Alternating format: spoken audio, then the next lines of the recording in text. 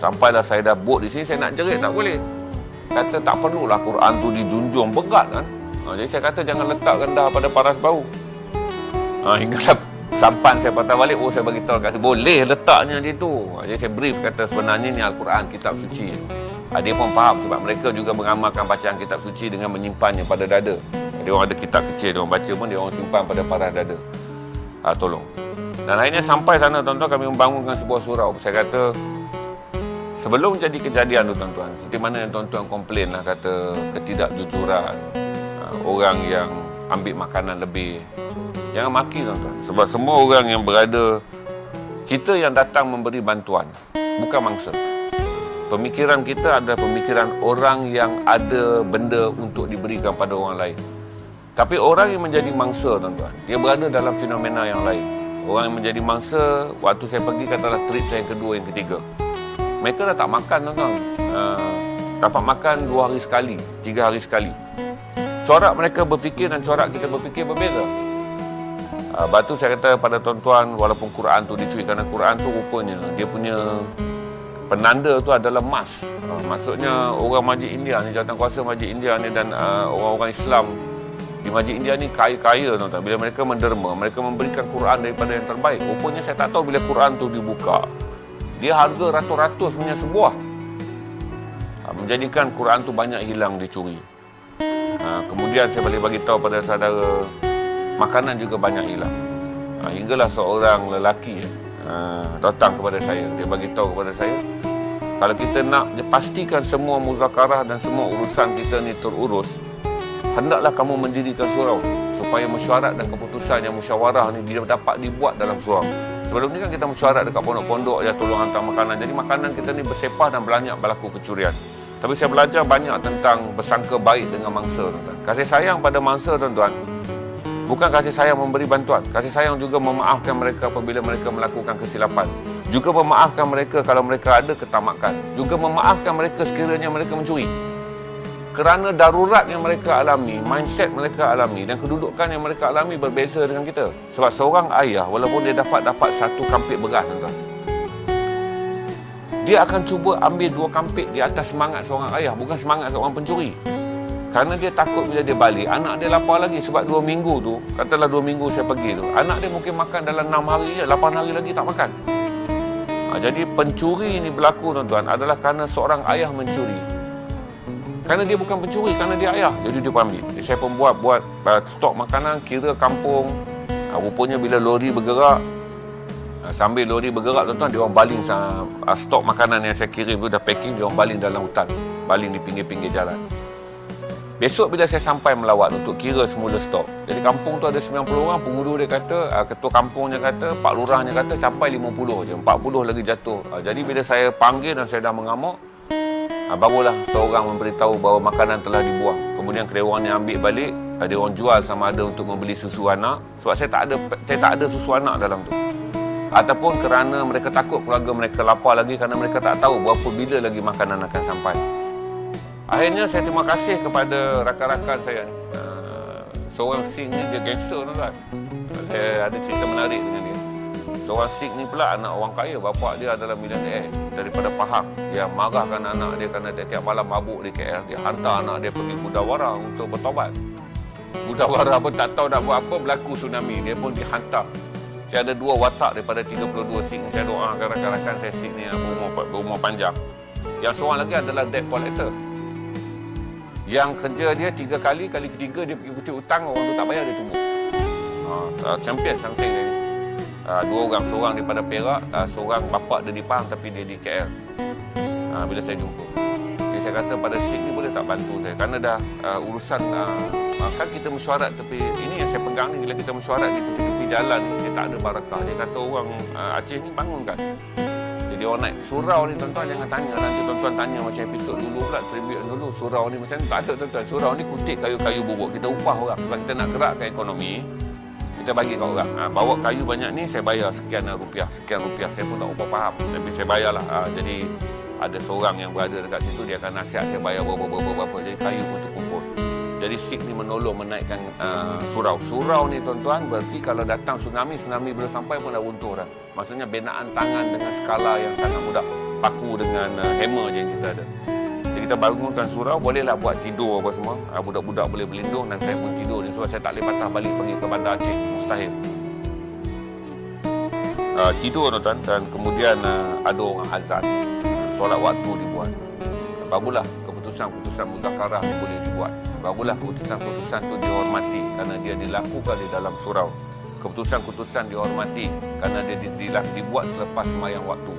Keputusan dihormati kerana sebelum kita habis solat tuan-tuan, kita berdoa, ada orang bagi bayan peringatan. Apa bayan baru kita mesyuarat. Jadi banyak orang keluar dengan memegang satu keputusan, bahawa keputusan ini dibuat di dalam surau. Ketika ramai orang yang hadir ni baru saja lagi habis berdoa, wuduk pun belum batal.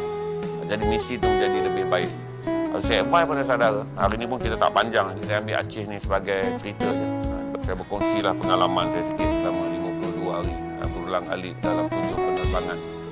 Menumpang segala macam kapal terbang, macam menumpang sampai macam backpacking je tuan-tuan. Nak backpack balik, pergi lari. Tanya kapal terbang Finland, dia kata kosong, naik turun dekat airport Subang, lari balik ke Glen Mary NTV7, type story serah-serah tip semua, producer saya baby siapkan. Lari pula pergi tunggu kat airport. Besok ada kapal terbang Denmark, pergilah lari minta izin, fly pula dengan kapal terbang Denmark, ada pergi dengan ferry. Itulah saya share. Asyik tadilah saya hadir. Ini gangster betul kan. Cuma ada satu watak SIG yang menarik ni. Dia beritahu dekat saya, bapa dia adalah firm lawyer dan juga mempunyai banyak tanah lah. Dia kata, my big mistake tanah. Saya banyak minum. Satu kali my father tangkap saya. Saya minum. Dia sudah marah sebab dalam SIG minum tak boleh. Jadi bapa dia pergi lempar dia dekat Gudawara. Gudawara pun lempar dia pergi dekat Aceh. Saya bila pagi tuan-tuan, saya subuh lihat lah tapi dah tidur dalam masjid tuan-tuan. Takkan nak lihat kan, kita bangun nak juga. Tapi tuan-tuan, sebelum subuh akan ada right, left, right, left, right, left, right, left, right, left. Saya heran apa tu right, left, right, left, right, left. Rupanya SIG ni dia boleh berkawat tuan-tuan. Pagi-pagi buta dia ajak anak orang Aceh ni berkawat. Berkawat. Dia ajar semua benda aspek ketenteraan pada anak orang Aceh ni sebagai exercise dan untuk buang boring dia. Kerana boring dia tu adalah dia biasa berparti kan. Budak SIG muda yang biasa berparti. Hidup dia gembira selalu. Jadi rupanya saya kata kenapa tak kawat pukul 8. Dia kata kalau pukul 8 kawat nanti ramai orang ikut. Jadi dia kumpul, dia ada pengikut dia tuan-tuan yang berkawat pada pukul 5 pagi. Jadi setiap pagi saya dengar itulah yang dia kawat dan dia mengajar bahasa Inggeris. Saya ingat ramai budak-budak yang hutang budi walaupun dia berada di sana mungkin sebulan. Hutang budi kerana banyak perkataan-perkataan bahasa Inggeris yang dia ajar sebab dia akan bawa dekat belakang tempat saya tu ada satu air terjun di Paro tu. Cantik tempat dia. Jadi bolehlah mereka duduk dekat air terjun dan belajar bahasa Inggeris daripada dia. Yang seorang lagi SIG ni tuan-tuan, dia boleh nampak tuan-tuan di SIG ni yang Gurdawara ni, yang mana alim ni, kita boleh nampak SIG alim ni. Tapi SIG ni seorang tak nampak tuan-tuan. Dia punya serban pun tak pakai.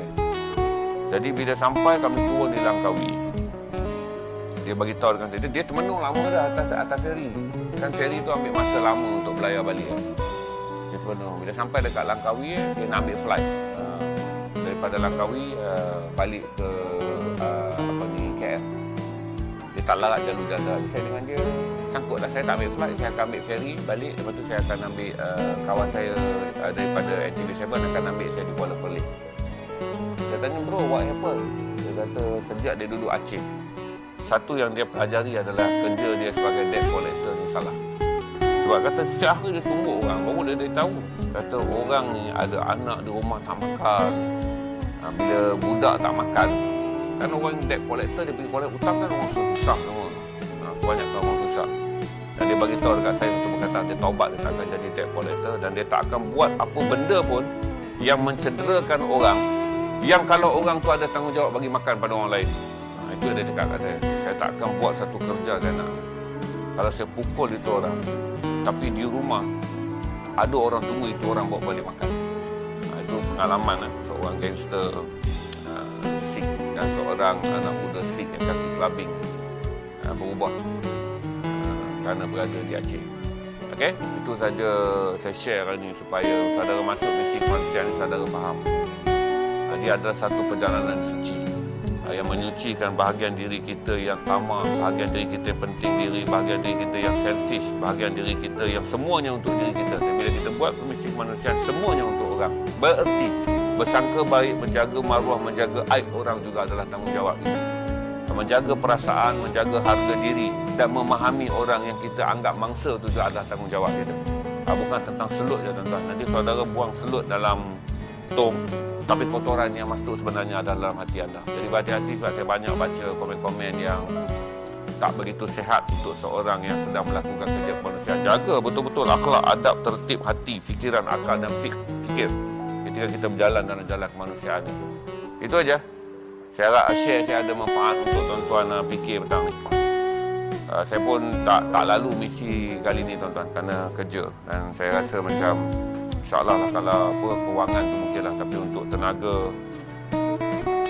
saya mungkin tak berdaya, tapi saya bantulah melalui apa yang boleh, terutama kewangan. Tahniah kepada tuan-tuan yang pergi misi menang, semoga Allah lindung anda.